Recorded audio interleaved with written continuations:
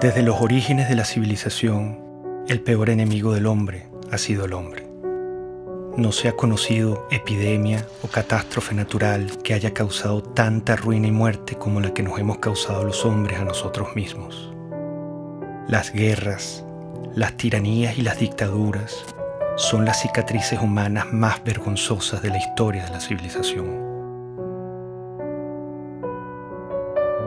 Venezuela, el país más rico de América Latina, vive una desconcertante transformación política y social a partir de 1992. Un carismático caudillo militar fue el protagonista de este tiempo. Yo dificulto que hoy en verdad haya en Venezuela una persona que se acueste con hambre. Nos hemos dejado entrampar en caracterizar a los sistemas políticos por lo que dice el caudillo. No debe haber pobreza en Venezuela. Y para ello yo sigo comprometiendo mi vida. Nunca he visto un país que colapse completamente. Colapse desde el punto de vista económico, colapse desde el punto de vista social, colapse desde el punto de vista político, colapse en las instituciones. Tenemos que llegar a cero miseria, a cero pobreza en los próximos años. No es fácil. Es haber arrasado a uno de los países más ricos del mundo. Los indicadores de salud. Bueno, vean ustedes los cambios, pues esto es lo nuevo. Esto es lo nuevo. Se coloca a Venezuela en el país con más inseguridad, con más homicidios, con más inflación. Somos la primera potencia petrolera de este mundo. Tenemos la reserva de petróleo más grande. En Venezuela hay petróleo para 200 años. El chavismo yo creo que es una colección fantástica de todos los errores de política económica que se han cometido en la historia. La economía debe ser enfocada con un objetivo central: satisfacer las necesidades de la sociedad, como queramos llamarlo. Por una política que ha enconado profundamente al país, dividiéndolo de una manera prácticamente suicida. El socialismo es el único camino a la paz perdurable, a la justicia social. Por eso la revolución nuestra, hay que recordarlo, pacífica, pero armada. No se equivoquen, burgueses. Mire lo que significó el chavismo para Venezuela. Una verdadera tragedia. Un país que ha perdido su democracia. El que quiera ver una democracia pujante, sólida, madura, venga a Venezuela, venga nada más. Yo creo que él nunca ocultó lo que él quería hacer. Yo creo que Chávez llegó con un proyecto de poder, nunca con un proyecto de país. Fuimos las víctimas de una peste ideológica que nos pisoteó, que incendió la piel de nuestro pueblo, que calcinó y enmudeció a nuestra Venezuela.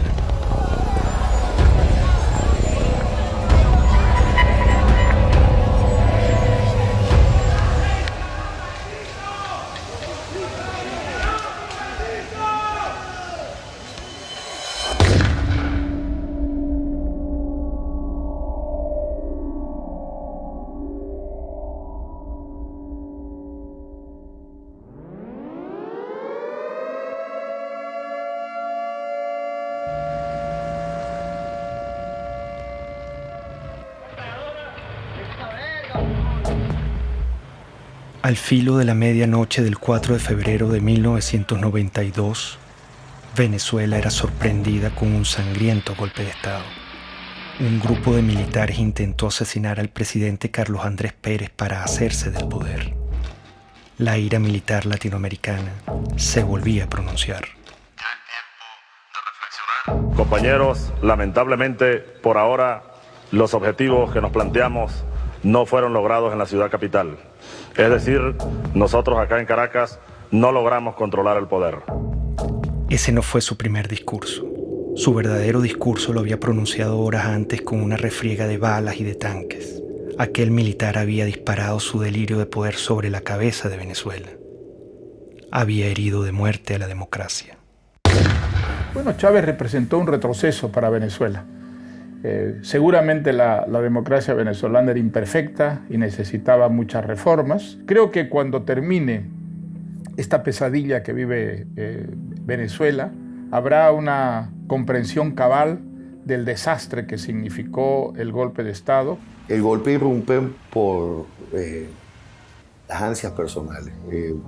Ellos argumentaron que había un problema social y que ellos venían a hacer justicia. Chávez, desde que entró a la Academia Militar, prácticamente planeó la insurgencia, desde que era teniente. Y siendo teniente coronel, que había planificado eso durante por lo menos 15 años, usó su cátedra en la escuela militar para preparar e infiltrar. Eso fue un plan armado durante muchísimos años. Yo lo conocí a las 5 de la mañana del 4 de febrero del 92, que ingresé al Palacio de Miraflores con el presidente Carlos Andrés Pérez y vi que todavía estaban limpiando la sangre en el piso de la entrada de la oficina del oficial que Chávez mandó a matar a Carlos Andrés Pérez. Atacaron con bazucas para tratar de matar a la esposa del presidente de Venezuela, a sus hijas y a sus nietos. Si él hubiera triunfado en el golpe, hubiera fusilado a Carlos Andrés Pérez y hubiera fusilado a su familia. Para él, la muerte ajena es un instrumento de lucha política.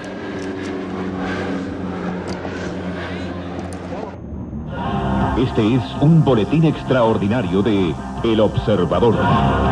Ustedes pueden observar en este momento cuando uno de los aviones Bronco intenta lanzar cohetes exactamente en este momento está cayendo uno de los cohetes cerca del Palacio. En estos momentos, señores, ustedes pueden observar cómo acaba de caer un cohete cerca del Palacio de Miraflores. Parece que una de las partes del Palacio de Miraflores sí sufrió bastantes daños, uno de los muros. Yo fui días después del 4 de febrero a Miraflores, vi todas las balas en todos lados. Y después me tocó ser ministro durante el 27 de noviembre, donde vi los asesinatos en el Canal 8, el set de crímenes que cometieron también ahí. Era el regreso del golpismo a Venezuela, era el regreso del militarismo, que tanto daño nos han hecho, tanto el golpismo como el militarismo. Hugo Chávez, como tantos otros tiranos, asaltaba la historia dando 2 golpes de Estado. Centenares de venezolanos asesinados, la mayoría de ellos con disparos en la cabeza, marcaban el principio de una era. Lo volaron. Rafael Caldera fue uno de los fundadores de la democracia en Venezuela. Fue presidente y senador vitalicio. Al día siguiente del golpe de Estado, su enemistad con Carlos Andrés Pérez y su propia soberbia lo hacían justificar la matanza.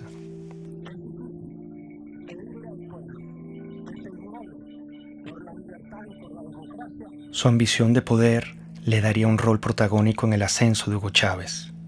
Irresponsablemente llegó a decir: «Debo confesar que el 4 de febrero Chávez me causó una excelente impresión como se la causó a todo el mundo. Aquellos segundos que usó Chávez en la televisión presentaron un hombre equilibrado, sensato». Lo cierto es que Hugo Chávez acababa de asesinar a centenares de venezolanos.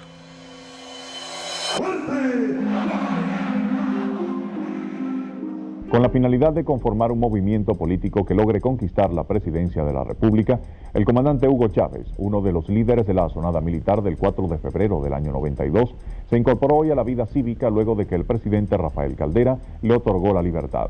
Esta generación militar que tomó el camino del sacrificio, se forjó en el Fuerte Tiuna, en los cuarteles militares, va a demostrarle a los politiqueros venezolanos cómo se conduce un pueblo hacia el rescate de su verdadero destino.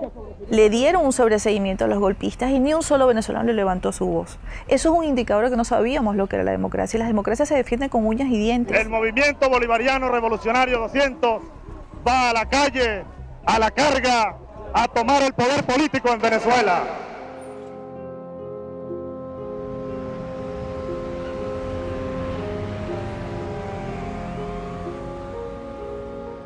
La democracia generó oportunidades, expectativas que implicaban un enorme desafío para las instituciones políticas y económicas y no se dio con la velocidad que estos millones de venezolanos que salían de la pobreza y que emergían en una vibrante clase media quería seguir ascendiendo y aspirando. Hugo Chávez entendió que había un pueblo muy desilusionado, que estaba harto de los políticos de siempre, que estaba harto de las oligarquías de siempre, que estaba harto de las élites de siempre. Puso en el centro de la conversación nacional a un grupo humano muy importante de los venezolanos que habían sido excluidos. El año que viene se ve esto horroroso y gracias a los gobernantes, que es lo que nos han llevado a este extremo.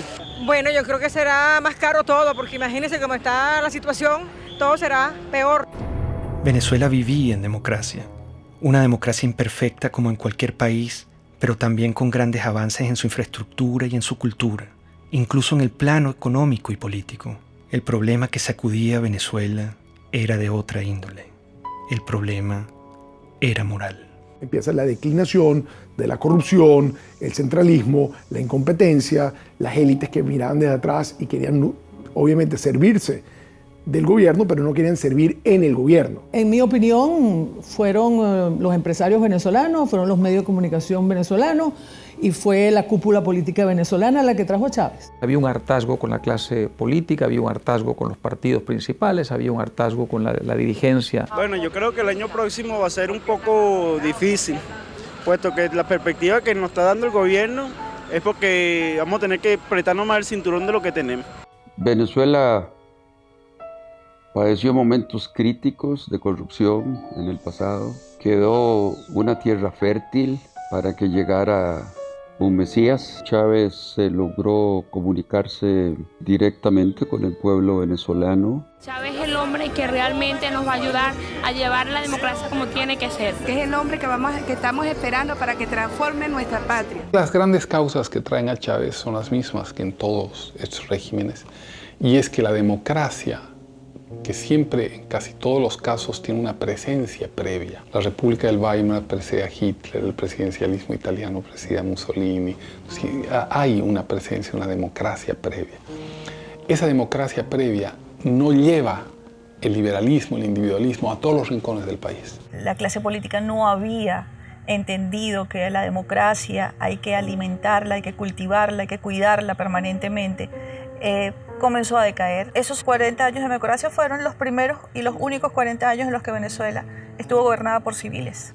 Un sistema democrático que logró una serie de avances de éxito para la población venezolana, pero en sus últimos años, yo diría en sus últimos 10, 15 años, empezó un debilitamiento. Y un debilitamiento que yo lo puedo identificar cuando empiezan los procesos de reelección presidencial.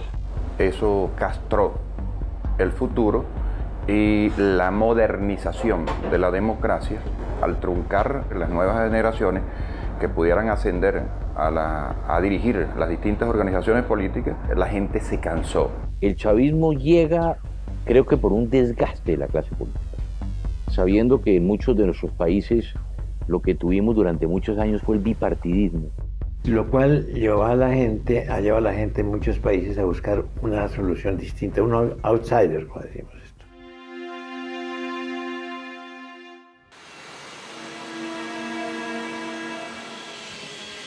Hugo Chávez apenas salía de la cárcel viajó sospechosamente a La Habana, Cuba. Fue recibido con honores de jefe de Estado por Fidel Castro. Ahora, nuestro homenajeado de esta noche, el comandante Hugo Chávez. Cuba es un bastión de la dignidad latinoamericana y como tal hay que verla y como tal hay que seguirla y como tal hay que alimentarla. Y lo hizo. Prometió extender la mano al proyecto revolucionario de Castro y usar el petróleo de Venezuela como recurso político de expansión ideológica. Un proyecto estratégico de largo plazo, en el cual los cubanos tienen y tendrían mucho que aportar, mucho que discutir con nosotros. Es un proyecto de un horizonte de 20 a 40 años. Un inmenso abrazo bolivariano para todos ustedes.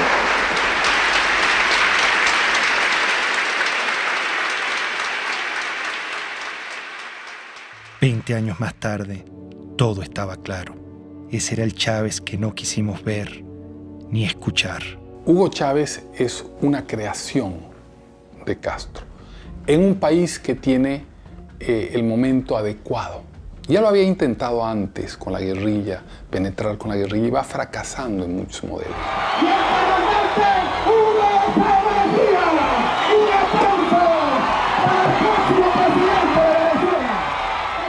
Llegó a Venezuela y se lanzó a la presidencia de la República.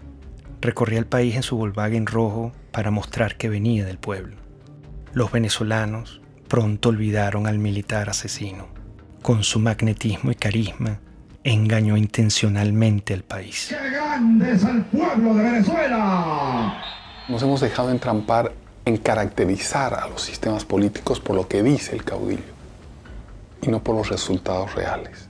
Para defender un pueblo masacrado, expropiado, mancillado y humillado por esas cúpulas políticas que expropiaron el derecho a la vida.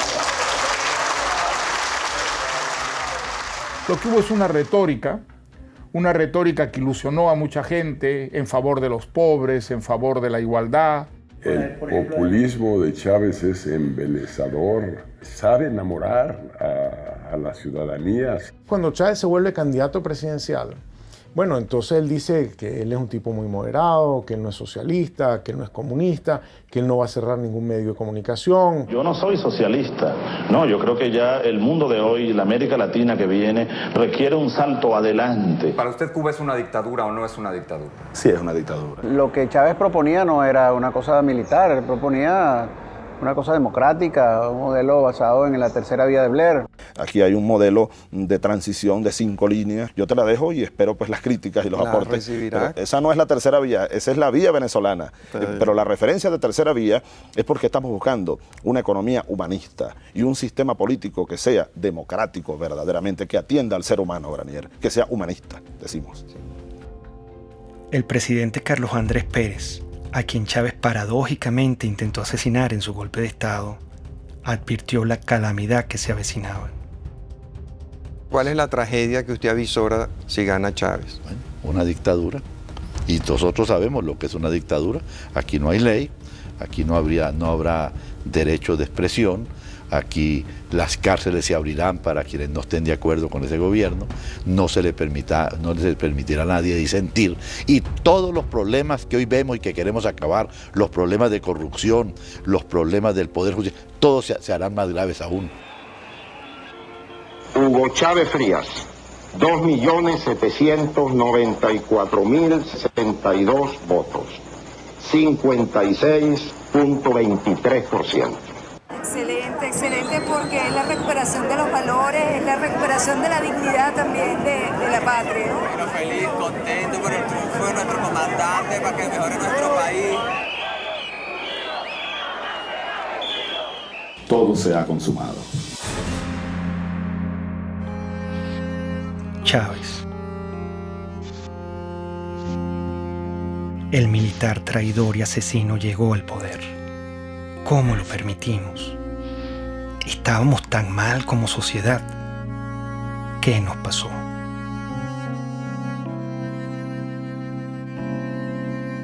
Cuando yo conocí a Hugo Chávez, yo le dije, te advierto una cosa, lejos de ser tú la solución, tú eres la encarnación del problema de Venezuela. El hecho de que tú seas presidente es la demostración más clara de que este país fracasó. Yo no creía que pudiera tener éxito. Lo que oía del propósito, el propio juramento de la Constitución, me parecía de un adanismo esencialista muy peligroso. Te lo juro sobre esta moribunda Constitución, impulsaré las transformaciones democráticas necesarias para que la República Nueva tenga una carta magna adecuada a los nuevos tiempos, lo juro. Yo he sido siempre reformista, entonces todos los liquidacionistas me parecen que son ahistóricos, que van en contra de la historia, que crean lo que Malraux decía, revoluciones que son un día de fuego y 50 años de humo. Chávez se encuentra con una nación rota, malherida y rabiosa, presa fácil para un caudillo populista. Yo creo que Chávez era un personaje muy simple, cuando yo lo conocí. Simple en sus planteamientos políticos, que no tenía claros. Quería un cambio en Venezuela, pero no sabía exactamente muy bien hacia dónde. Chávez, el líder o el payaso o el cómico o el político, saca de la tumba a ese Drácula que causó tantas millones de muertes y tanta pérdida de valor en el siglo pasado, y lo desentierra y lo pone a caminar precisamente en nuestra América Latina y destroza Venezuela. En México se dice que no hay pillo que no sea simpático. Y yo creo que Chávez es una perfecta descripción de eso. Por lo menos era muy simpático. No quiero abundar en la parte de pillo. Siempre lo que quiero y mis palabras es la ley.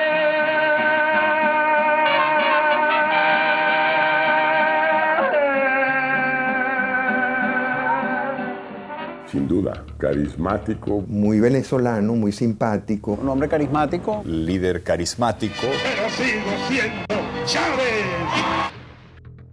Es que los hombres carismáticos son muy peligrosos. Los hombres carismáticos han sido los grandes dictadores del mundo. La gente se conecta emocionalmente, no racionalmente, con ese personaje. Había en él atributos que ayudaron a hacer de él una figura populista muy lograda. Evidentemente había una capacidad oratoria o retórica, pero con un poder de seducción muy notable. Había en él también una lectura intuitiva, no creo que intelectual, pero sí intuitiva, de un amplio sector de la sociedad venezolana. Eso es muy importante en un caudillo. El idiota. Nosotros fuimos tan ingenuos, casi podría decir entre paréntesis tan idiotas, que pensamos que ya se había desaparecido ese personaje en los años 90. El idiota, con toda su mitología, con todo lo que... Resulta que el idiota reapareció enterito, exactamente con todos los dogmas. Somos pobres porque los países ricos nos explotan, porque nos pagan mal nuestras materias primas y se enriquecen. Somos pobres por la oligarquía, toda esa tontería. El capitalismo siembra odio. En el capitalismo impera el odio. Fue evidente de un inicio democrático a cómo se fue separando ideológicamente, cómo se fue convirtiendo en una propuesta que no es ni siquiera de sustento ideológico, sino populismo puro, afán de poder, de controlar, de tener, de dominar, de mandar.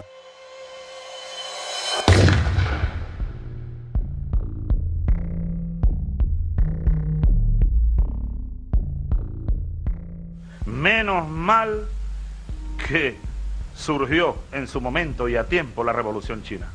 Menos mal que existió Mao Zedong.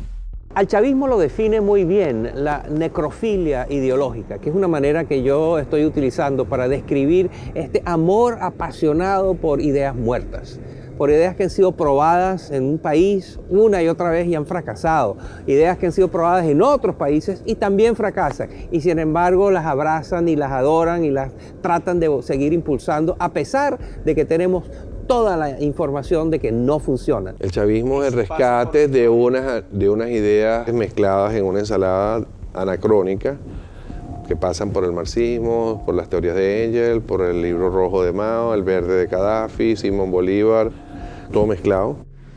Esta revolución, así lo digo como cristiano, es profundamente cristiana.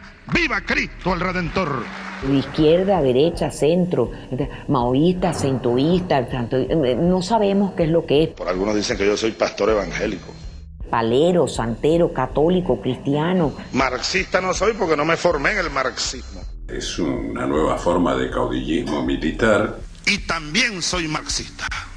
Es muy confuso en su formulación porque es capaz de mezclar una figura como la de Bolívar con un pensamiento de fondo aparentemente marxista. Es tremendamente confuso, es una nueva forma de populismo.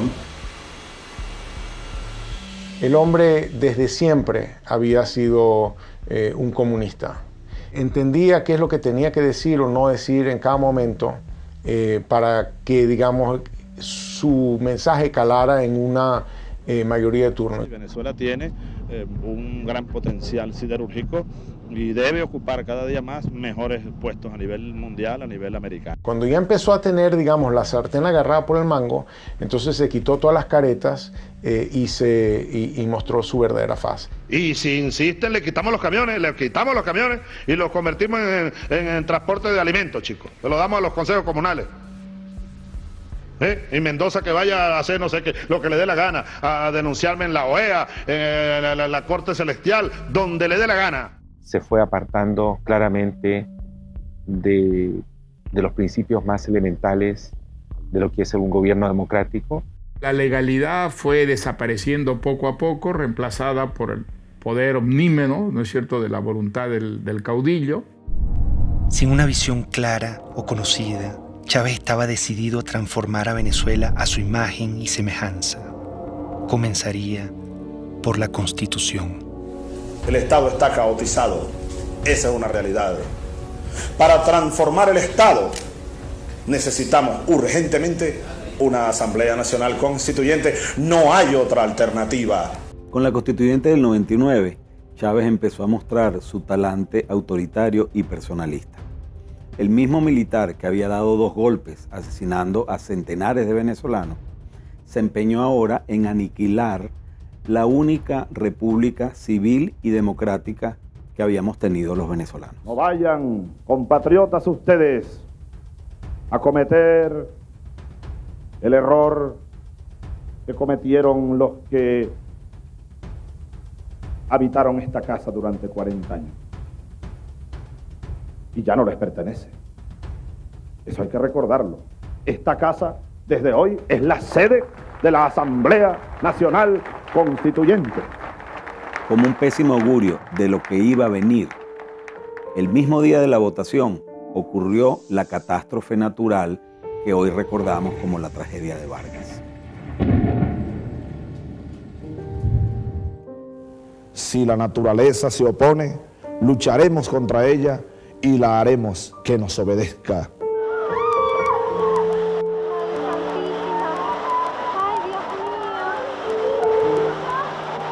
Ha nacido la República Bolivariana de Venezuela. Quiso Dios hoy que una tragedia enlutara a la nación venezolana precisamente en el día de su renacimiento. Qué cosas, ¿no?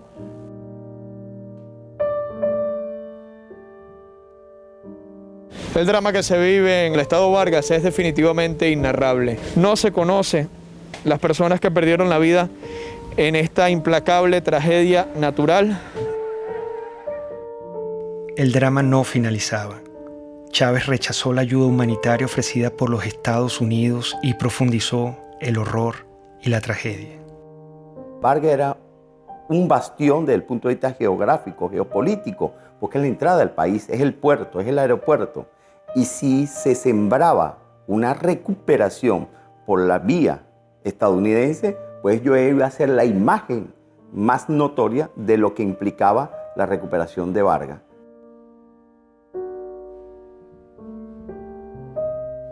Realmente Fidel Castro influyó totalmente en las decisiones que tomó Chávez con respecto al deslave. Chávez no podía concebir en ningún caso nada que contradijera lo que ya se encaminaba del proyecto con Fidel. Con la tragedia de Vargas, Chávez mostró su desprecio por el venezolano y su único interés, el poder. Renombraría a Venezuela, reescribiría la historia, cambiaría la hora y la forma del escudo nacional y le impondría una nueva estrella a la bandera. Todo era una nube ideológica. Su mentor lo guiaba. Castro es la persona determinante en la evolución de Chávez. Castro vio que Chávez le daba al castrismo y a Cuba la gran oportunidad soñada. Es decir, lo que no logró el castrismo mandando a Che Guevara a invadir y a conquistar militarmente Venezuela, la idea histórica que siempre ha tenido el castrismo de que Venezuela debía ser un territorio dominado por el castrismo, en todo caso como fuente de suministro de petróleo, y fundamentalmente como punto de expansión para sus políticas en América, se halló Chávez. Un líder joven lleno de vida, al quien le quedan por delante grandes tareas que realizar, hasta la victoria siempre. Y ahí Fidel lo agarra, lo seduce y le vende la idea del socialismo y de lo que él había aprendido de los soviéticos, que era la construcción de un Estado autoritario, totalitario, basado en las premisas de la Unión Soviética. ¡Viva el comunismo! ¡Здравствует коммунизм! ¡Patria o muerte! ¡Родина или смерть! ¡Мы победим!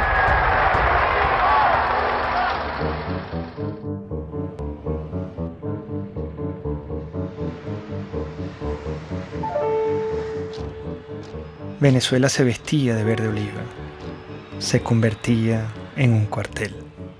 Revolución socialista, vaya General Canelones, patria socialista o muerte.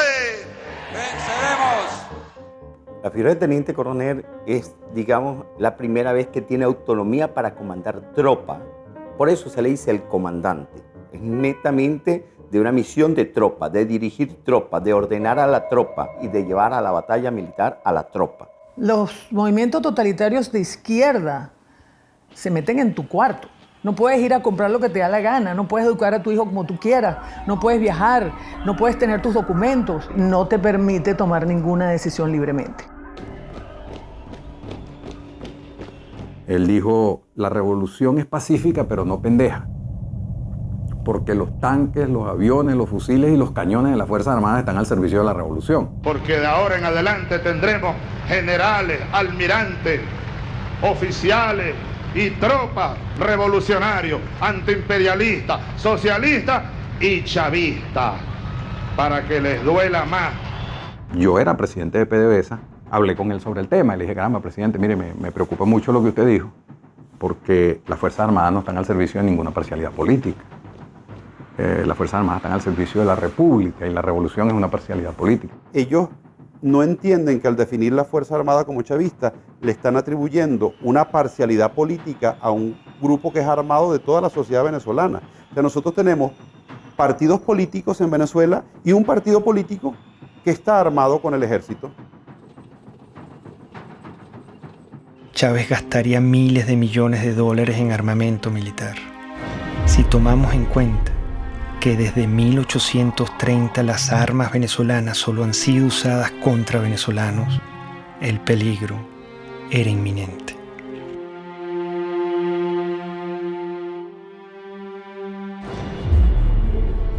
El precio del petróleo, cerca de $100 el barril.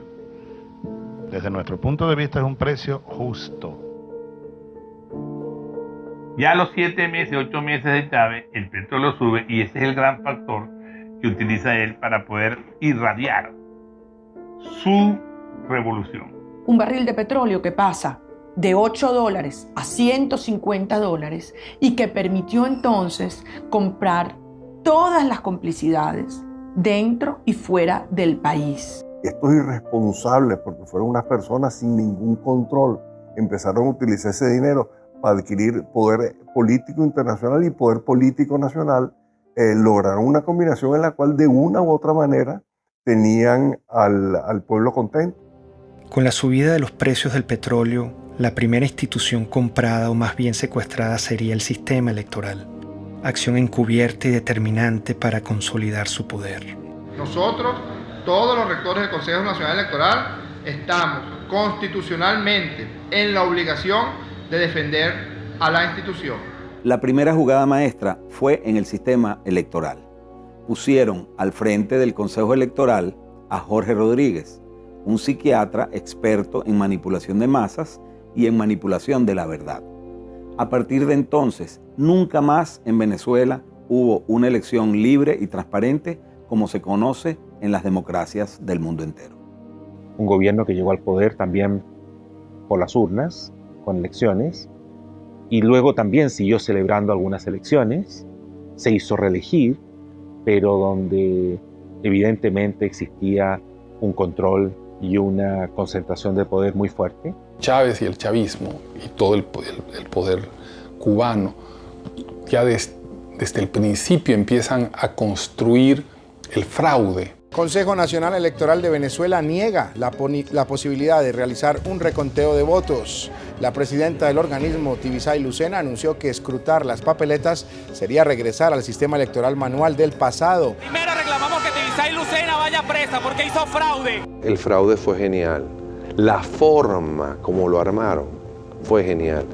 Y la razón por la que era imposible detectar era porque el fraude no fue hecho generalizado, sino puntual. Cada mesa tenía una forma de hacer el fraude en esa mesa. Uno no puede esperar nada de un régimen que lo controla todo y poner tus esperanzas en lo electoral.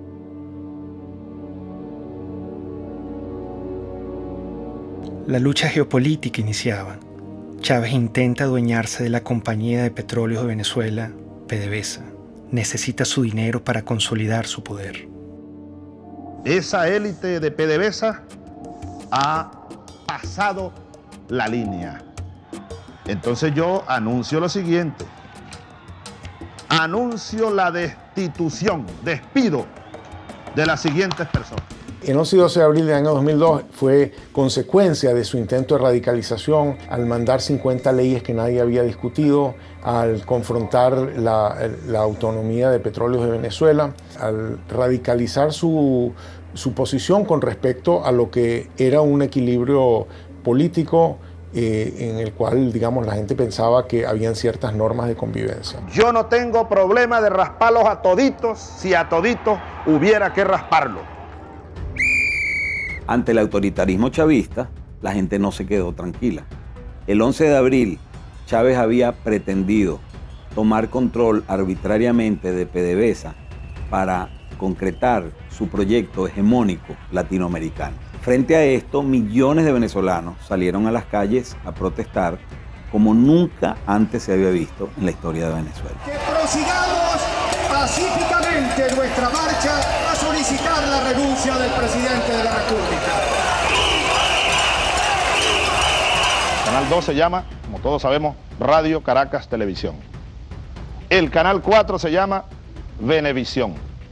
Y el canal 10 se llama Televen. Esos tres canales están en este momento fuera del aire. ¿Hasta cuándo? No sé.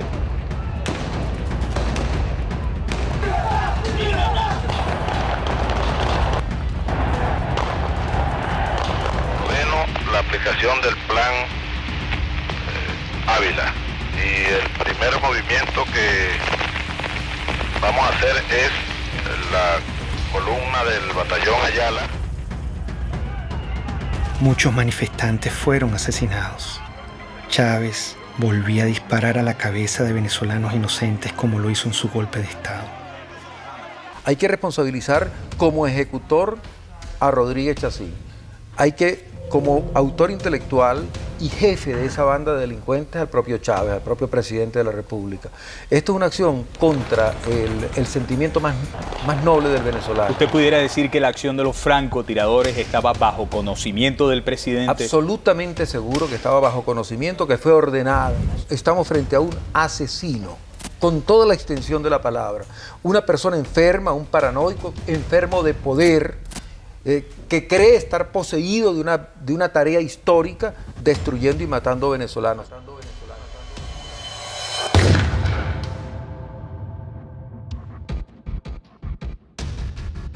La certeza de que el país estaba encaminado hacia los peores pasos posibles me llegó el 11 de abril de 2002, porque era un país en el que el odio, el resentimiento y la violencia se habían enseñoreado ya, y se habían enseñoreado desde el poder contra la ciudadanía.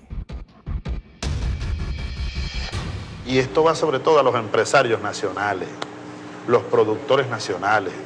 Algunos andan metiéndoles miedo que si yo les voy a quitar la tierra que tienen, las vaquitas que tienen, no les vamos a quitar nada, les vamos a dar. En Venezuela murió el productor agropecuario Franklin Brito, quien se encontraba en huelga de hambre por defender sus tierras en el estado de Bolívar. En todo momento el Estado venezolano utilizó todo el poder del gobierno para torturar a mi papá, para mantenerlo preso en un hospital militar. Mi papá ya iba a cumplir 9 meses en un hospital militar contra su voluntad. Chávez inicia un circo de expropiaciones y asaltos a la propiedad privada. En aquella casita que está allá vivió Bolívar recién casado.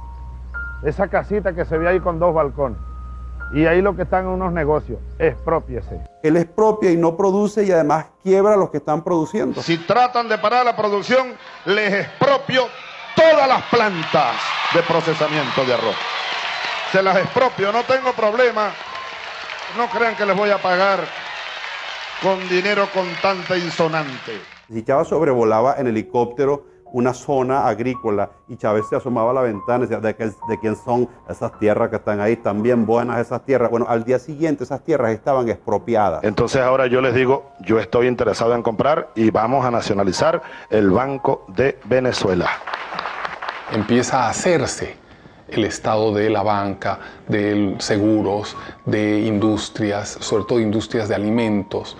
Las va destruyendo y deja al pueblo de Venezuela sin comida, con el cuento de que el empresario es un hereje, que no tiene virtudes. O sea, vuelve a un discurso muy, muy antiguo, maniqueo, de buenos y malos. Que están explotando a la clase media sobre todo, porque ellos, los privados, casi no construyen viviendas para el pueblo. No, ellos siempre hacen es viviendas de alto costo para la clase media y la exprimen a la clase media, la exprimen. Cuando yo veo que Hugo Chávez Frías dice que comenzaría el proceso de expropiación, ya lo habían hecho con algunas empresas, y que había que atacar la empresa privada, y dije, ay, ¿qué es esto? Cambió el rumbo totalmente, pero el Hugo Chávez del 2000, del 98, ese no era el Hugo Chávez Frías, y ahí están todos millones de venezolanos, creímos en una esperanza.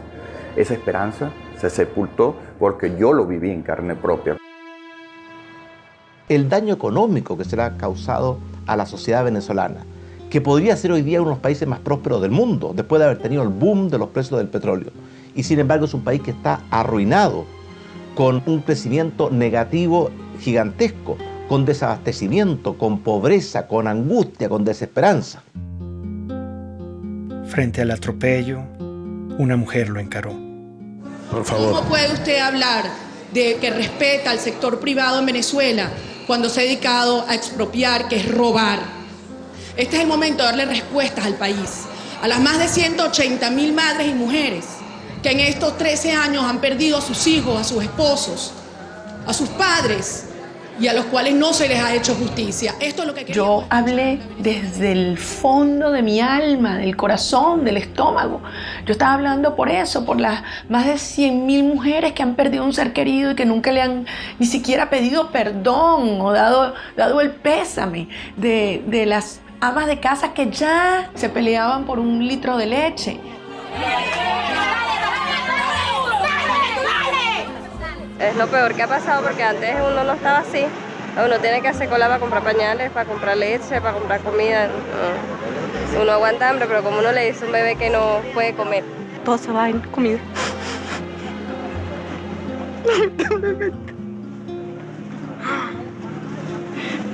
Estamos pasando trabajo.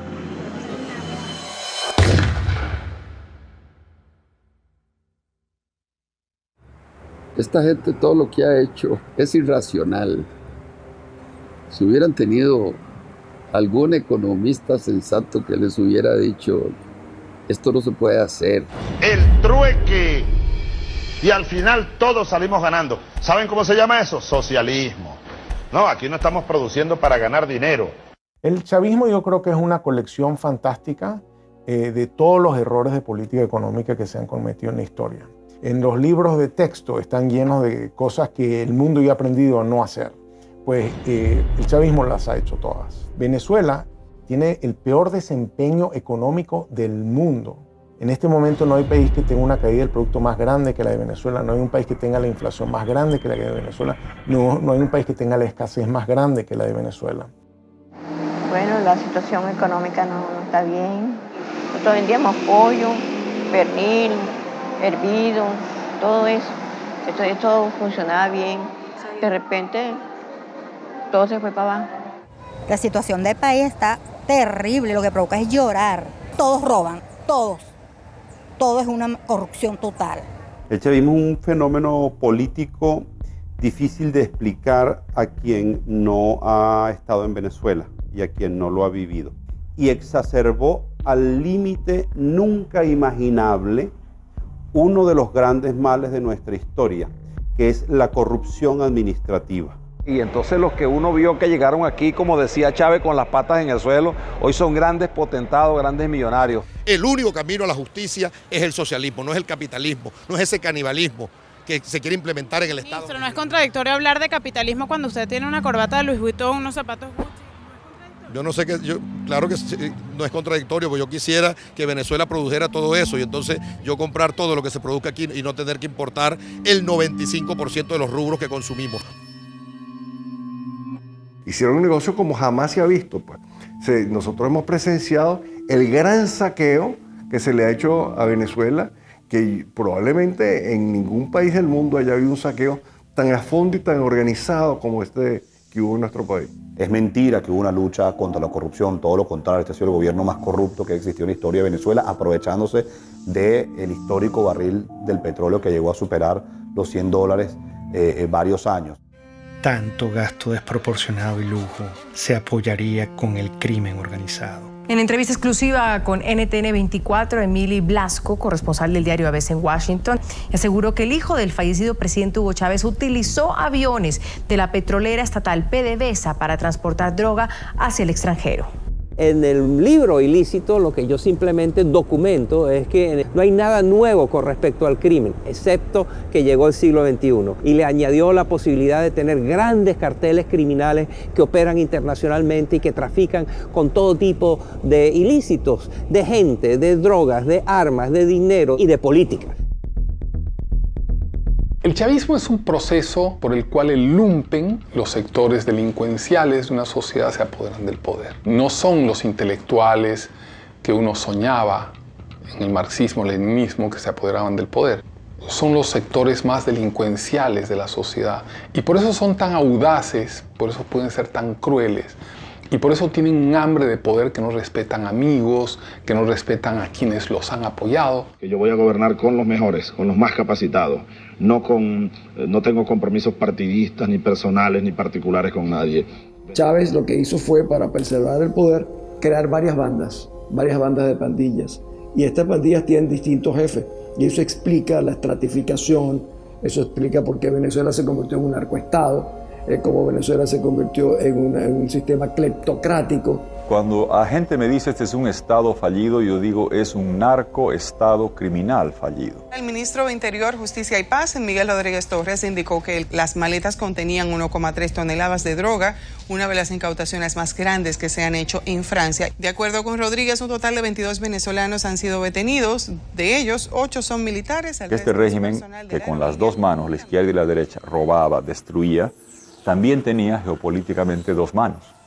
La mano petrolera, la mano negra, la mano fuerte, y la mano blanca de la cocaína que venía de Colombia y se redistribuía de Venezuela. Conforme va debilitándose la mano negra, la mano petrolera, pues hay más necesidad de la mano blanca. En México se discute y se debate si al Chapo Guzmán lo extraditan a Estados Unidos. En Venezuela el Chapo Guzmán sería ministro.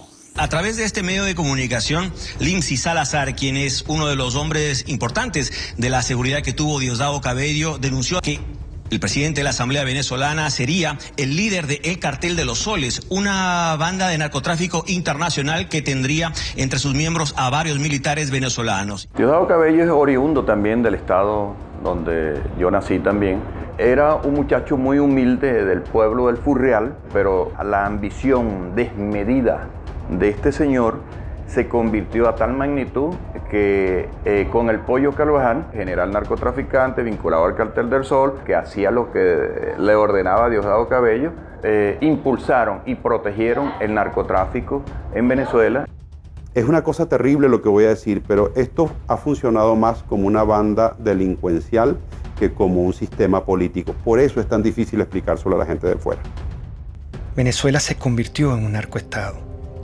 Jueces, ministros, diputados, incluso la familia presidencial era acusada y encarcelada por ello. Los índices de criminalidad se desataron. El peor problema que hoy tenemos en Venezuela, incluso con la escasez y la inflación que hay, yo estoy convencido que es la inseguridad. Es la inseguridad que es la consecuencia del 98% de impunidad. Una impunidad que protege a las bandas organizadas, una impunidad que protege a aquellos que tienen granadas, que tienen fusiles, que andan en vehículos blindados. Estamos presos y con temor. Tenemos mucha inseguridad, muchos malandros en la calle que nos callan. Y esto no puede seguir así. Que en el mes de marzo, en esos 30 días, en la morgue de Caracas, haya habido ingresos de muertos por violencia que se equipararían a las muertes por violencia de un año de la España de 46 millones de habitantes, es aterrador. Y el ritmo sigue aumentando. El peor legado de Hugo Chávez son los cientos de miles de muertos que han hecho no solamente que familias enteras se enluten, sino que millones de personas dejen en Venezuela. La gran parte de la inmigración venezolana no es una inmigración económica como la que empezamos a ver ahora. La gran parte de la inmigración venezolana es una inmigración presa del pánico de vivir en una sociedad absolutamente enfrentada y donde se mata por odio.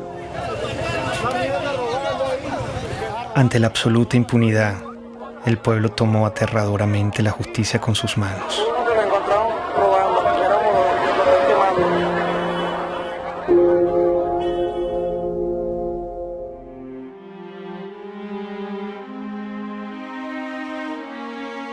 En la lógica totalitaria no existen argumentos, existen posiciones e intereses. Está la revolución y lo que le conviene a la revolución, y están los enemigos de la revolución y lo que le conviene a los enemigos de la revolución. Y si tú dices algo, nunca te contestan una idea. Porque hay informes de que estuvo en la Orchila. Claro, de la tú Orchila. estás repitiendo basura. Por eso. Tú lo que estás aquí es repitiendo basura. Eso no es cierto. Tú lo que estás repitiendo basura. No, yo le estoy preguntando. Pero está bien. Mi labor es preguntar. Está bien, pero estás recogiendo la basura. Estás recogiendo el basurero, el estiercolero.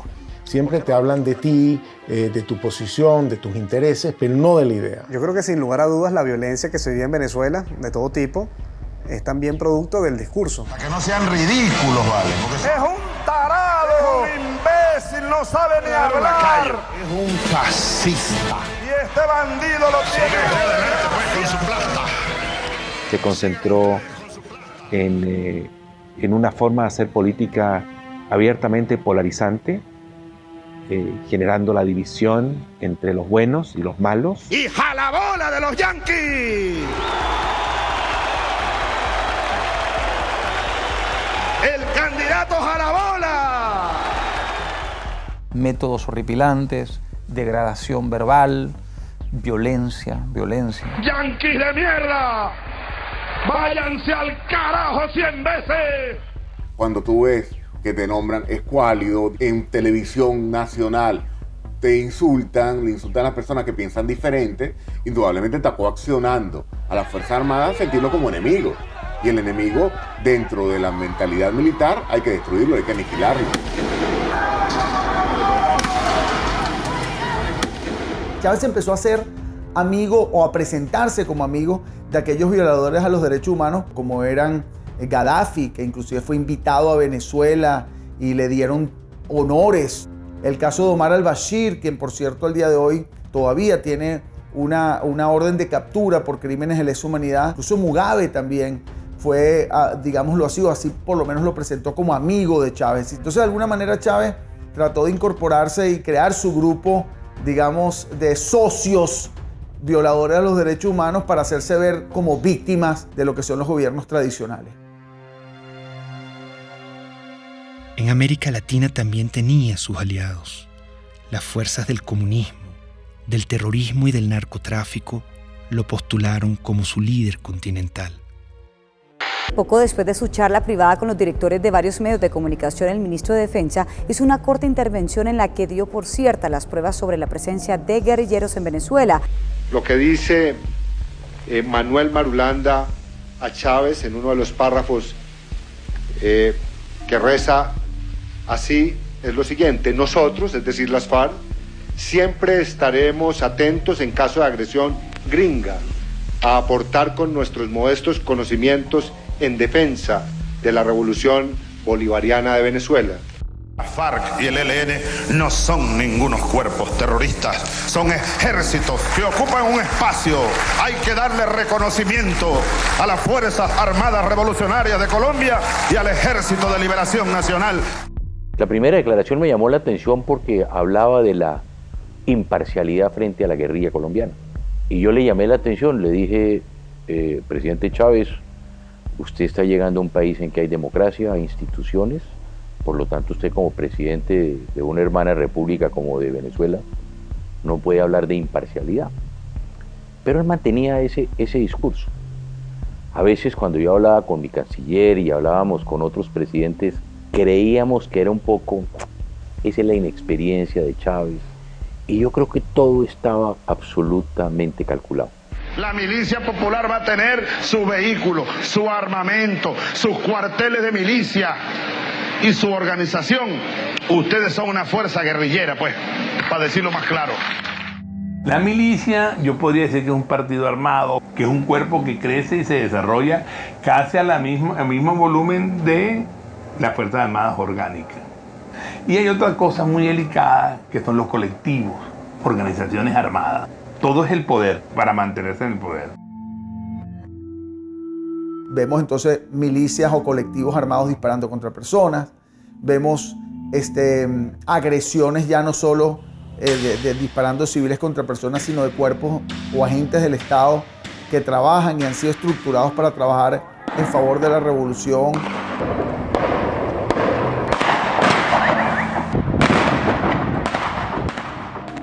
Se dispuso a controlar hasta la última conciencia. No quería críticas. La libertad de expresión también debía ser pisoteada. Hay un señor por ahí, de esos representantes de la oligarquía, que quería ser presidente de la oligarquía. Y que luego esos gobiernos adecocopellanos le dieron concesiones para tener un canal de televisión. Estoy viendo la televisión, una cadena más, y me llama la atención el tono en el que está hablando delante de militares. Y ahí es donde él hace el anuncio de que él va a cerrar a Radio Caracas. No habrá nueva concesión para Radio Caracas Televisión. Se acaba la concesión. Ya está redactado la medida. Así que vayan preparándose, apagando los equipos, pues.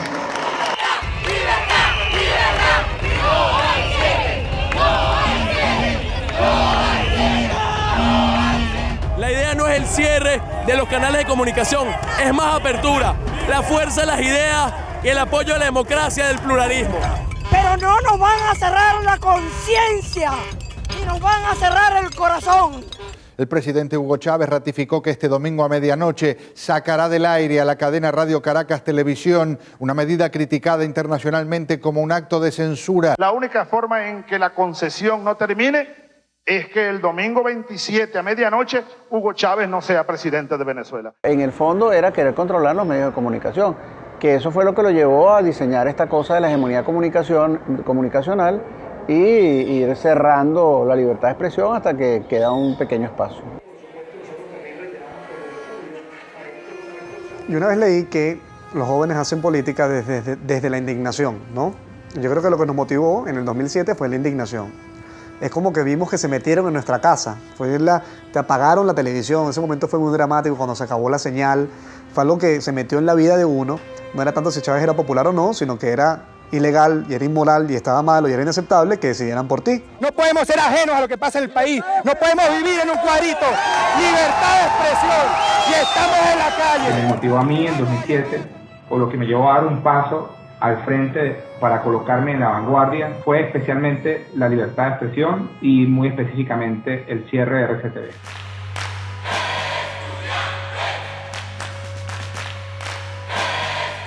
El movimiento estudiantil del año 2007 es el hecho social más importante de los últimos 50 años. Esto es un movimiento que surge en defensa de la libertad, de la dignidad, de los derechos humanos. Y lo que ellos están diciéndole al país y a Chávez, en cierta forma, es: no, señor, tú eres mi pasado. No me gusta este presente y voy a pelear por un mejor futuro. Soñamos con un país donde podamos ser tomados en cuenta sin tener que estar uniformados. Eso fue un punto de quiebre, porque los estudiantes salimos de las aulas a la calle. Estar en la calle si fuera necesario, pero el pueblo tiene que salir, pero el pueblo tiene que acompañarnos, pero la gente en esos barrios de Caracas, oprimida, pobres y sin posibilidades, tienen que salir a pelear por su futuro. Somos unos jóvenes que apenas con 21, 22, 20 años de edad salimos con nuestras manos blancas de manera creativa, irreverente, con mucho espíritu desafiante en las calles, pero siempre de manera no violenta. Y le demostramos al mundo, y hoy lo podemos ver en perspectiva, que la reserva más importante que tiene Venezuela era la reserva moral de los estudiantes. Ese movimiento estudiantil logró generar pasión, esperanza, energía, fe en la gente que sí se podía. Pese al surgimiento del movimiento estudiantil, Chávez siguió su proyecto hegemónico. Decidió transformar la Constitución para poder eternizarse en el poder y convertir a Venezuela en un comunismo a la cubana. Hugo Chávez en el año 2007 lanzó una reforma constitucional que no planteaba sino la destrucción del Estado liberal venezolano. Aceptamos el reto electoral, organizar a millones de venezolanos, defender esos votos y ganar. La única forma que ese día, que la noche del 2 de diciembre, no estuviéramos dispuestos a respetar, a hacer respetar la voluntad popular, era que nos mataran. Por eso el gobierno se echó para atrás y no se robó la elección del 2007. La opción del no, 4.504.354 con un 50.70%.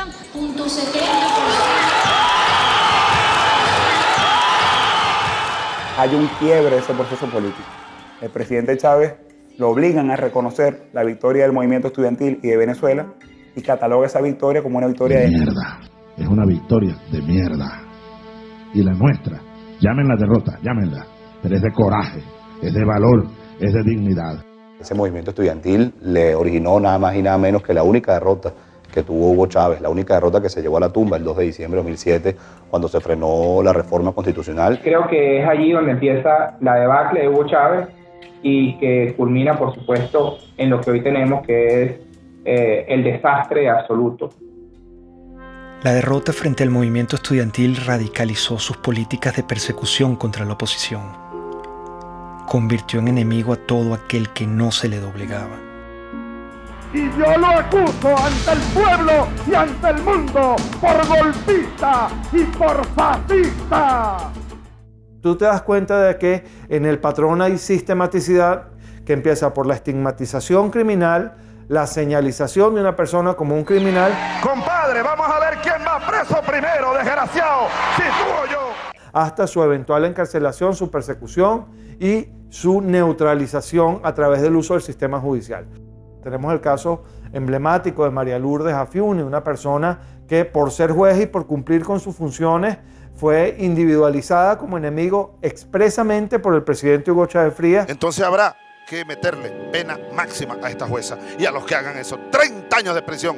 Eso crea un efecto intimidatorio de escalada, un efecto dominó ante todos los jueces, porque ningún juez pues hoy día en Venezuela va a tomar una decisión contraria al gobierno porque sabe que va a ir preso y además en el caso de la jueza Afiuni hasta abusada sexualmente. El poder se estaba empezando a servir, estaba empezando a utilizar a las autoridades del sistema judicial, a las autoridades del sistema penal, a las policías, a la fiscalía, como armas de persecución por motivos políticos. Fechas en las que se han producido cerca de 4.000 detenciones, arrestos o privaciones arbitrarias de la libertad de fundamentalmente jóvenes por protestar contra el poder. Ese pobre muchacho no estaba haciendo nada. Ha pasado con los médicos, los farmacéutas, la religión judía, los hebreos también han sido perseguidos. Aprovecho para condenar de nuevo, desde el fondo de mi alma y de mis vísceras, al Estado de Israel. ¡Maldito seas, Estado de Israel! La Iglesia Católica. Si quiere, hágalo, señor cardenal, para que usted termine. Se siguen reuniendo. Preso. Preso con sotana y todo. No hay nadie en Venezuela en este momento, al día de hoy, que no puede decir que de una u otra manera no ha sido víctima de alguna forma o alguna modalidad de persecución por parte del gobierno.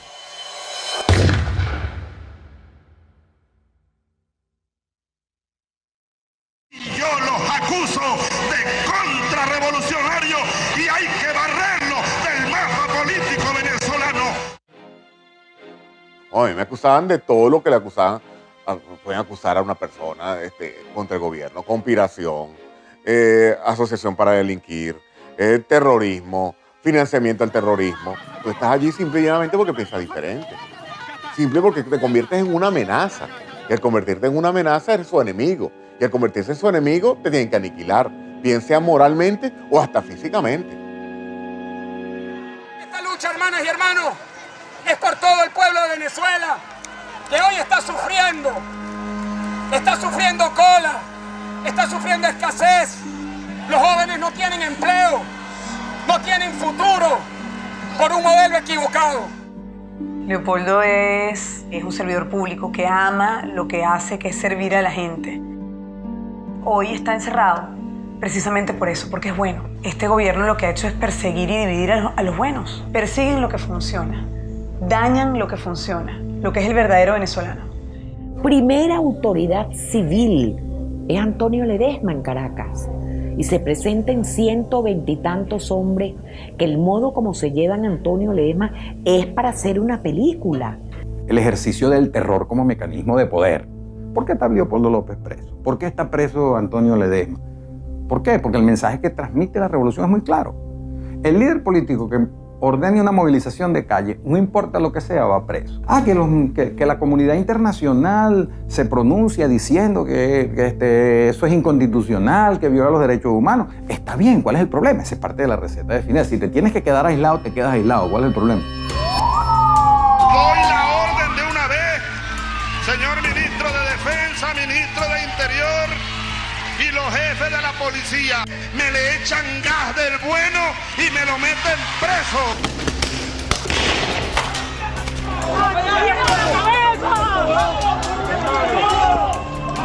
Chamo, están matando a gente, loco. ¡Lo mataron, lo mataron!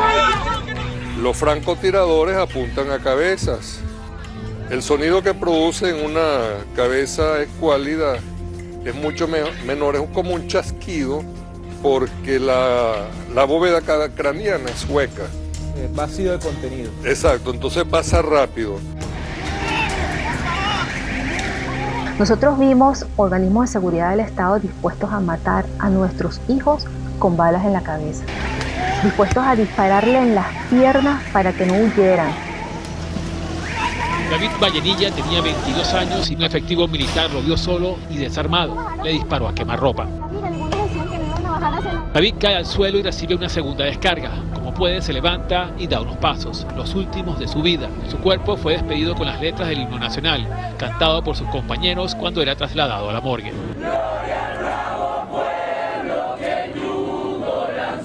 Es la segunda muerte de un manifestante que es asesinado por militares delante de cámaras de televisión en menos de una semana.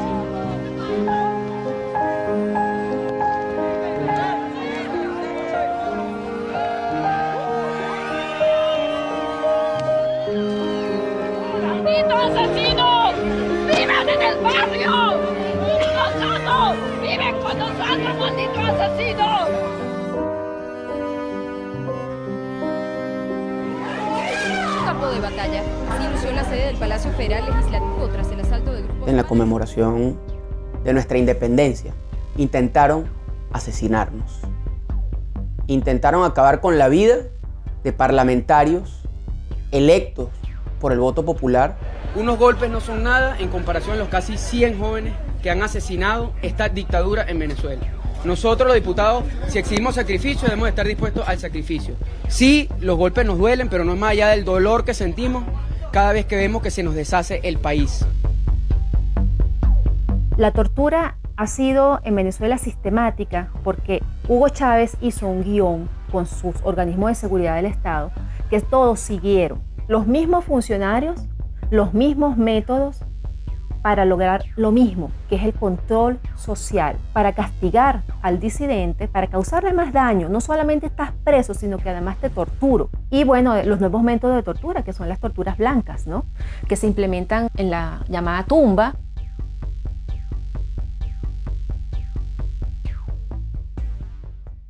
Sí, fui torturado. Sí, fui torturado en un lugar que te roba tu identidad. En un lugar donde tú sientes que estás muerto en vida. Donde el frío te hiela hasta los huesos. Donde tú ves una pared blanca 24 horas al día.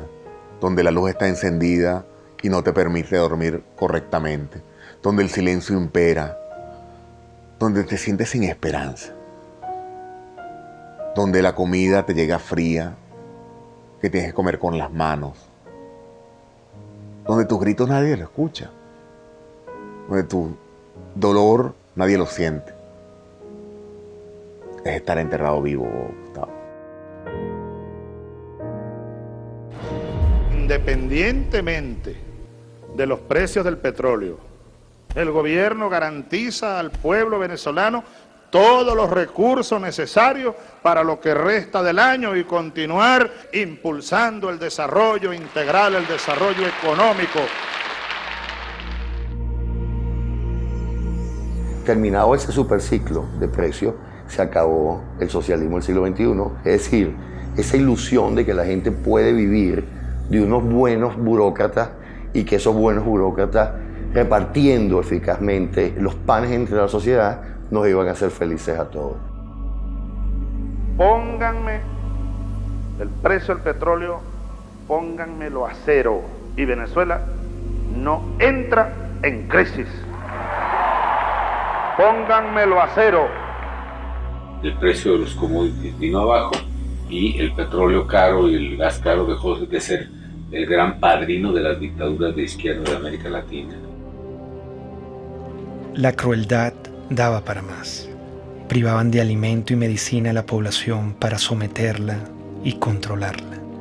El chavismo es como para ellos. Si fuera para uno, todos tuviéramos comida. Yo le apuesto que esa gente toda tiene comida en su casa, porque estamos pasando hambre. Hay demasiada escasez de comida. Para mantenerse en el poder, el elemento táctico es la pobreza como instrumento de dominación política. O sea, mientras tú te mantengas en un estado de pobreza, te domino. Yo te convierto en una persona sin recursos, pero con esperanza.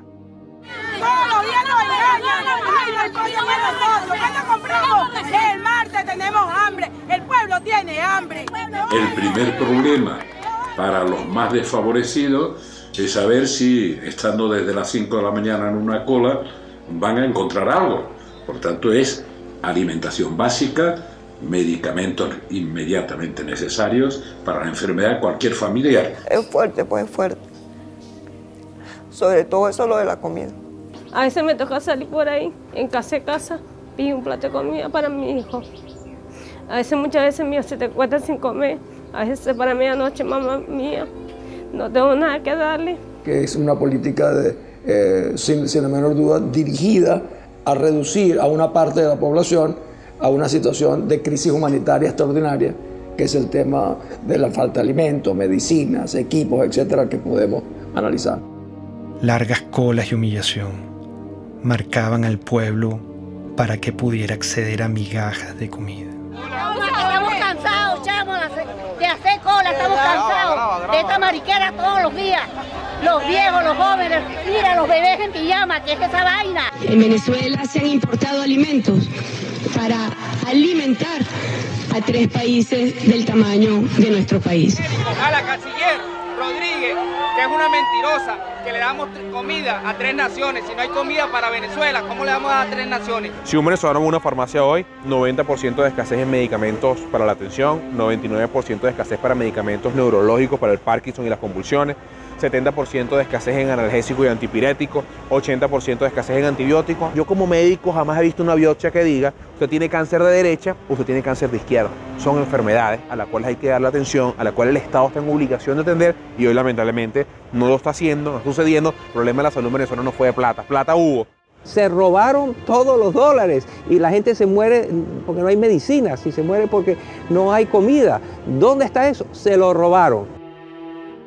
Es la impotencia de ver cómo la gente a mi alrededor se está muriendo por hambre, por falta de medicina, por oxígeno en un hospital.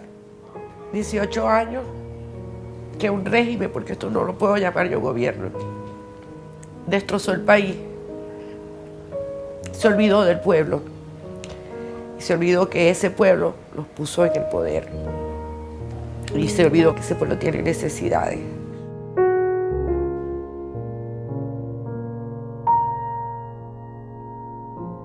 Cínicamente culparon a los colombianos de la escasez que ellos mismos habían causado. No cesa el número de colombianos deportados por parte de las autoridades venezolanas. Ya son 283 que han llegado aquí a la frontera colombo-venezolana en La Guajira colombiana. Es inimaginable lo que sucedió, es que estábamos viendo el holocausto.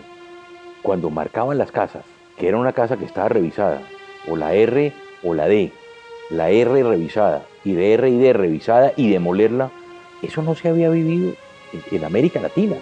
Y ver esos rasgos hoy en día, la persecución en esa semana, ver a los colombianos saliendo de Venezuela, era tanto igual o peor que ver a los de Siria o ver a los de Grecia en sus barcas o traspasando fronteras en Europa para buscar migrar hacia otros países. Cosas que nunca habían sucedido. Había un niño enfermo y el papá rogándole que lo dejara llevar al hospital y no lo dejaban y todo por ser colombianos. Yo no creo que eso sea justo que nos hayan sacado de allá así como unos perros, porque así fue como nos sacaron. No importa que andemos desnudos, no importa que no tengamos ni para comer.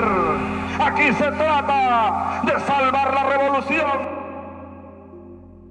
Las reformas que introdujo el comandante Chávez retrocedieron a Venezuela gradualmente hacia una dictadura en la que la libertad sufrió un terrible menoscabo. Con el chavismo, la libertad quedó despedazada. Todos los derechos humanos sin excepción fueron irrespetados y violados. El comandante ordenaba. Para retirarnos de inmediato de la tristemente célebre Comisión Interamericana de Derechos Humanos. Ya basta. ¿Hasta cuándo nosotros vamos a estar con esa espada de Damocles?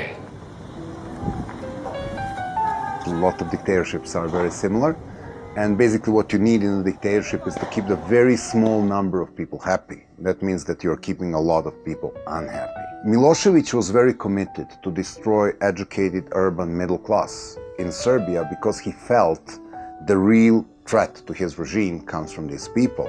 I was living in a country which was prosperous once. I ended up seeing people standing in the lines for bread, seeing parents desperate because they can't keep the medicine or, the food for their own kids. When you see the stores in Venezuela now, they remind me painfully on my childhood. I have an impression of the government that doesn't really care about the people. It's super happy being in their little corrupted circle. And they don't even look at the street. They live in some kind of the parallel world. El chavismo intentó plagar con su ideología al mundo. Una bacteria ideológica se inoculó en Latinoamérica y poco a poco fue creciendo hasta que se desarrolló en una peste. Es la peste del siglo XXI. Es una enfermedad muy peligrosa porque es una enfermedad que ha cundido, yo te diría, hasta los huesos a un grupo importante de la población que no va a desaparecer. Conquistando una relación, yo diría, en muchos casos parasitaria, de gobiernos, algunos caribeños, otros de Sudamérica y Centroamérica. En muchos casos es España de Podemos. Podemos es una amenaza real para la democracia. Estamos hablando de personas chavistas comunistas que quieren acabar con el sistema democrático. Ser demócrata es expropiar, aunque os duela. ¿Qué es lo que haría un gobernante decente? Expropiar. A los bancos que están acabando viviendas les expropiaría y las pondría en alquiler social. Recordemos que la influencia económica de Venezuela, por ejemplo, cómo logró comprar conciencias, comprar voluntades, comprar adhesiones usando los petrodólares. Algo de eso hubo en Chile, pero afortunadamente no logró penetrar a la sociedad chilena. La sociedad chilena tiene muy claro que Venezuela es una tragedia. El que es chavista, no es que es like, o la mitad sí, la mitad no. Si eres chavista, chico, eres chavista, ¿vale? Si estás con Chávez, estás con Chávez. Si no estás contra Chávez. El chavismo se ve a sí mismo como la consagración de la salvación de Venezuela, como la segunda independencia. El chavismo se percibe así. Llegó y es para siempre. Chávez ya no soy yo. Chávez es un pueblo. Chávez somos millones. Tú también eres Chávez, mujer venezolana. Tú también eres Chávez, joven venezolano. Tú también eres Chávez, niño venezolano. Tú también eres Chávez, soldado venezolano. El caudillo es igual al partido, es igual al país, es igual a la historia, es igual al futuro. Entonces, él constituye las instituciones, la historia, la moral. Y en ese proceso de concentrar todo, es un tipo que no da ningún beneficio al país. La pregunta es cómo es posible que un país tan rico como Venezuela haya caído en la situación que ha caído como consecuencia del chavismo. Pero también la pregunta podría ser muchas otras. ¿Cómo es posible que la Alemania, que era la gran nación avanzada en la literatura, en las ciencias, en la cultura, en la música, cayera en manos de una banda criminal que llevó al mundo a una guerra terrible y fue autora de un genocidio, los nazis, espantoso? Chávez empezó a convertirse en un traidor a la identidad venezolana. Empezó a cubanizar a Venezuela y empezó a introducir conceptos políticos que no forman parte de nuestra cultura. Yo creo que ese fue el gran error de Hugo Chávez. Creo que en la cima del poder se perdió y en la cima del poder adquirió unas ideas completamente desvinculadas con la sociedad.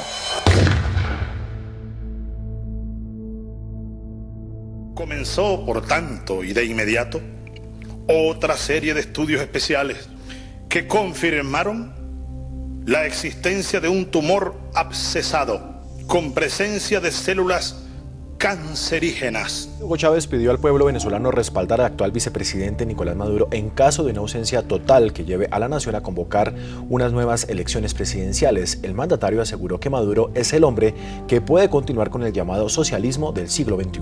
Si algo ocurriera, repito, que me inhabilitara de alguna manera, mi opinión firme, plena como la luna llena, irrevocable, absoluta, total, ustedes elijan a Nicolás Maduro como presidente de la República Bolivariana de Venezuela. Yo se los pido desde mi corazón. Nicolás Maduro.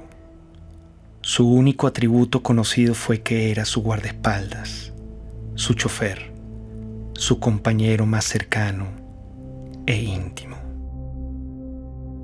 Maduro, ¿quién es? Es un don nadie, no hay la pasión por Venezuela, solo tiene una encomienda del moribundo que le dijo: no me le aflojes a la revolución bolivariana. Me visitan las mariposas. Debe ser que me reconocen como un mariposón. Multiplicarnos, así como Cristo multiplicó los peces. Portugal y Venezuela, estamos en el mismo continente. Se ve que la influencia de los cubanos fue determinante. Maduro es el hombre formado por los cubanos, Maduro es el hombre cercano a los cubanos, y convencieron a Chávez, o Chávez se convenció de que ese era el sucesor y por eso lo nombraron. No pudieron nombrar a otro más competente, nombraron a alguien no tan competente por su cercanía con los cubanos. Recibimos la información más dura y trágica que podamos transmitir a nuestro pueblo. A las 4:25 de la tarde de hoy, 5 de marzo, ha fallecido el comandante presidente Hugo Chávez Frías.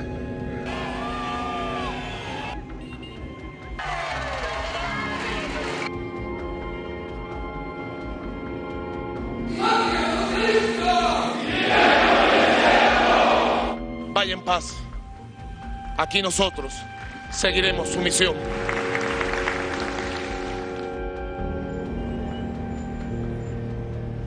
¿Qué legado dejó? Lo que dejó fue el país destrozado. Eso fue lo único que dejó él. Corrupción, hambre, violencia, división entre familias. Ese es el legado de ese señor. Esta es una de las 7 plagas que cayó en Venezuela. Lo peor que ha existido en este mundo. Lo peor, esa es la desgracia más grande que tiene Venezuela. Haber llegado a ese hombre, estamos peor porque hay más muertos todos los días, más delincuencia, más escasez. O sea, estamos peor que un país en guerra. Nunca he visto un país que colapse completamente, que se desmembre la familia venezolana. 2 millones de venezolanos se han ido del país en los últimos 3 años, 4.000 a 5.000 cruzan por día la frontera de Colombia en solución de continuidad permanente. Entonces, esa es la situación que vive hoy el país, no tiene nada que ver con la situación que vivía cuando Chávez asume el poder. Su gran legado es demostrar que ni éramos tan fuertes, ni éramos tan demócratas, ni éramos tan hermanos, ni éramos tan guerreros, ni éramos tan sólidos, ni éramos tan echados para adelante. Que era fácil darle un empujón a eso, tirarlo todo por la borda y montarse sobre la gente. Nadie se puede imaginar que un país que no esté en guerra esté viviendo lo que está viviendo Venezuela. Ha destruido el sentimiento de pertenencia de los venezolanos como una unidad, como una ciudadanía compartida. ¡Estamos pasando hambre! ¿No puedes creer que esto sea justo, vale? El país cambió, la gente cambió, las miradas cambiaron. Ya tú en Venezuela no ves sonrisas, no ves alegría, ves indignación, ves frustración, ves miedo. Y eso lo vimos todos los días. Nos dañaron profundamente. Mire lo que significó el chavismo para Venezuela, una verdadera tragedia. Un país que ha perdido su democracia, donde no se respetan los derechos humanos, donde se persigue a los adversarios como si fueran delincuentes. Estamos en un país ahorita muy necesitado. Tenemos que comer comida de la basura. La situación que estamos viviendo ahorita es fea, ¿no? En el nombre de los pobres, de la justicia y de la paz, se ha cometido el crimen más grande en la historia de nuestro país. El crimen de lesa humanidad es un ataque masivo o sistemático a la población civil cometido por una organización, que puede ser estatal o no estatal, de acuerdo a un plan. La existencia de presos políticos, la tortura a esos presos políticos, la detención como instrumento político, la generación de violencia como instrumento político, la muerte de manifestantes u opositores. En todos los años del chavismo fueron 2.000 personas que fueron asesinadas, lo cual implica una utilización del asesinato como mecanismo de sujeción y de represión para sostener el aparato político bajo control. El artífice, el creador de la criatura, se llama Hugo Chávez Frías. Matar a una persona en Venezuela se llama homicidio, pero matar a todo un pueblo de hambre se llama chavismo.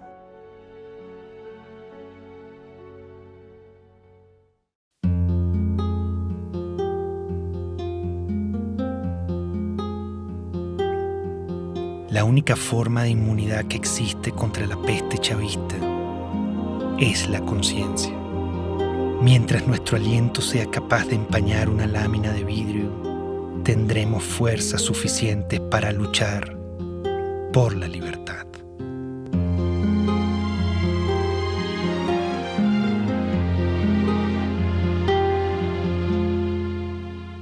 El pensamiento de un hombre de bien no podrá nunca encarcelar. Es luz, es luz, es luz en la oscuridad.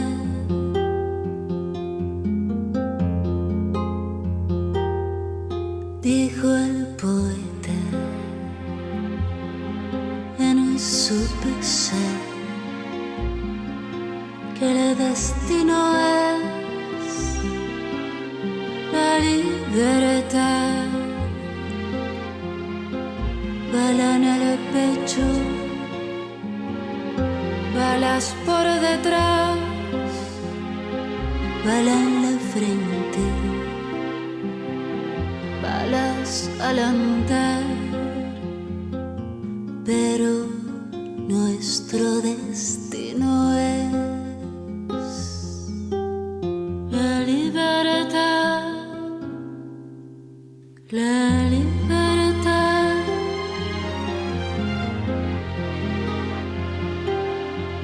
Todos los sueños de un hombre de bien no podrán nunca encarcelar. Son luz, son luz, son luz en la oscuridad. El poder tiene miedo de caer,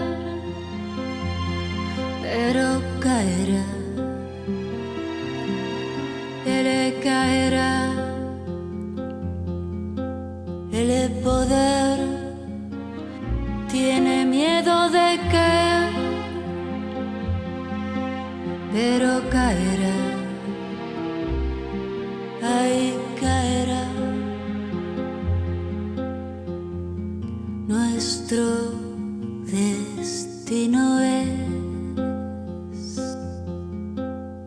la libertad, la libertad. Luz es luz